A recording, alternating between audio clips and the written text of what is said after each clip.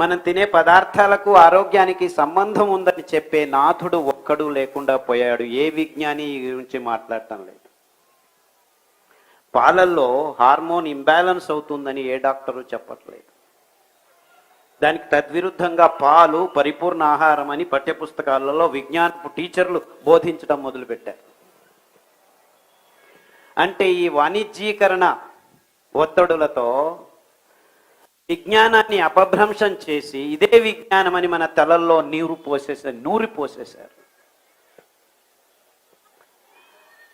అది లోపలికి వెళ్ళి గట్టిగా శిలాజమై కూర్చునేసింది మన తలల్లో. పాలు మంచిది కాదు, తాగద్దండి అని నేను చెబితే వీడెవడో పిచ్చోడొచ్చాడ్రా అని నన్ను తిట్టున్నాను. అంటే ఆహారాన్ని అపభ్రంశం చేసిన ఘనత ఈ ఆధునిక విజ్ఞానులదై కూర్చుందని నేను లబోదిబోమని మొత్తుకుంటుంటే వీడేదో పిచ్చి పట్టింది, పాలు తాగొద్దు అంటున్నాడు అని అనుకుంటున్నారు. కానీ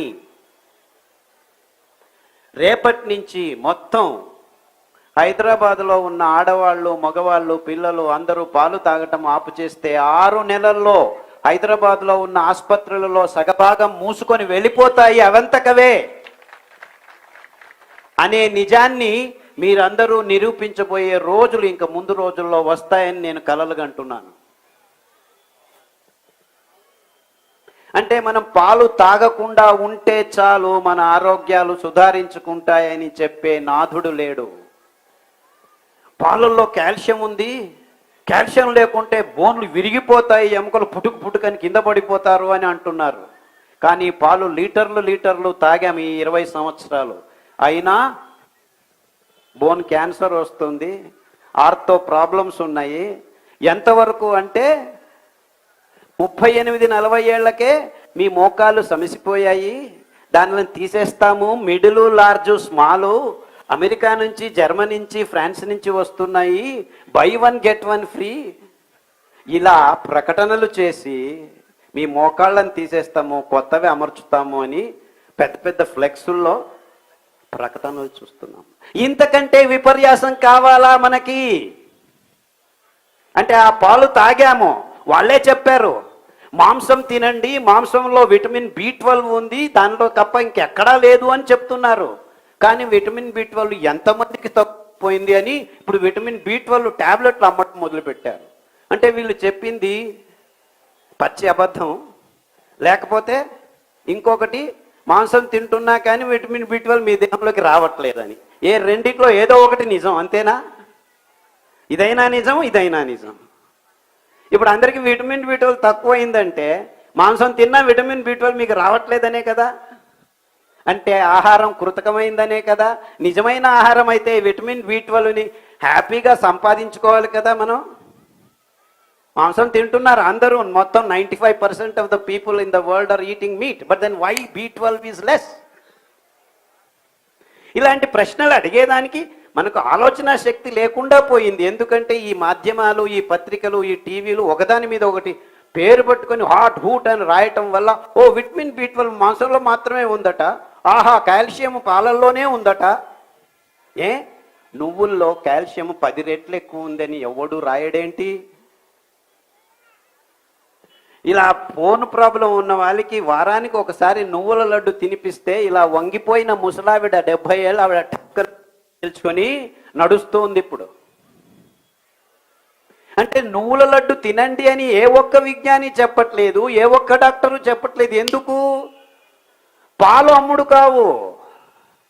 నువ్వులు తింటే ఆ మెట్ట భూముల్లో 4 వానలు వస్తే సాలుల్లో సామెలు కొర్రలు పెంచుకుంటుంటే నువ్వులు పెంచుతాయి. అవంతకవే 1 ఎకరానికి 2 క్వింటలు. ఆ క్వింటలు నువ్వులకి కేజీ 300 రూపాయలు, 400 రూపాయలు ఇస్తే ఆ రైతన్న బాగుపడతాడు అని ఏ ఒక్క విజ్ఞాని ఇంతవరకు ఆలోచించలేదే. ఎందుకంటే ఈ విజ్ఞానులందరూ ఈ బాక్స్లో కట్టివేయబడ్డారు.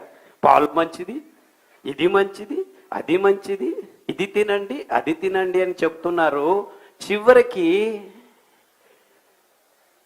పీచు పదార్థం లేకుండా ఆహారం తింటున్నావయ్యా అని మాలాంటి వాళ్ళు చెప్పడం మొదలు పెడితే అవునవునవును కినోవా ఉంది, టెఫ్ ఉంది, చెఫ్ ఉంది అని అదేదో ఎక్కడో పెంచిన పదార్థాలను తీసుకొచ్చి మళ్ళా మన తలల మీద రుద్దేదానికి న్యూట్రిషనిస్టులు అందరూ కట్టకట్టుకొని పేపర్ల మీద ఆదివారం ఆరోగ్యం అని చెప్పి రాయడం మొదలుపెట్టారు.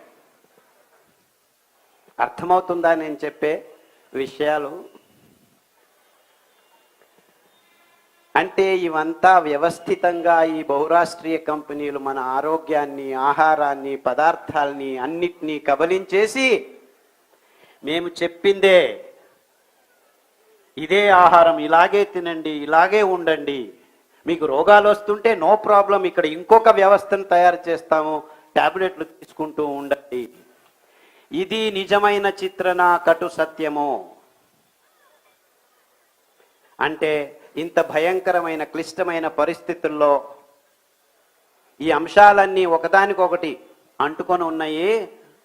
ఆహారం సపరేట్ కాదు, ఆరోగ్యం సపరేట్ కాదు, వ్యవసాయం సపరేట్ కాదు, రైతన్న సపరేట్ కాదు.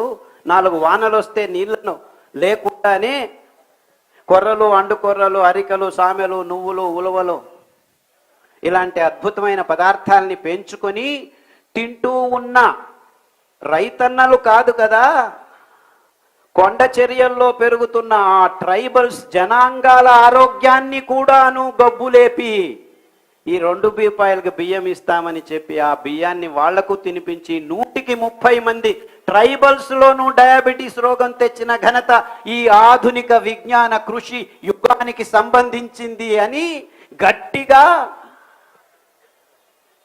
పెద్ద పెద్ద గొంతుతో చెబుతూ ఉంటే అవునా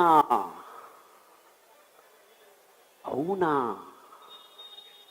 అంటే మాకేదో రోగం వచ్చింది పర్వాలేదు, మల్టీ స్పెషాలిటీ హాస్పిటల్స్ వీధికి ఒకటి పుట్టుకొని పుట్టగొడుగుల్లాగా లేచొస్తున్నాయి. దాన్ని అలా జరుగుతున్న భయంకరమైన సత్యాన్ని డెసిఫర్ చేసుకోలేక మనమంతా రోగులం అవుతున్నాము. వారం వారం రోగులు ఎక్కువ అవుతున్నారు నగరాల్లో అని ఎవరు చెప్పకపోతే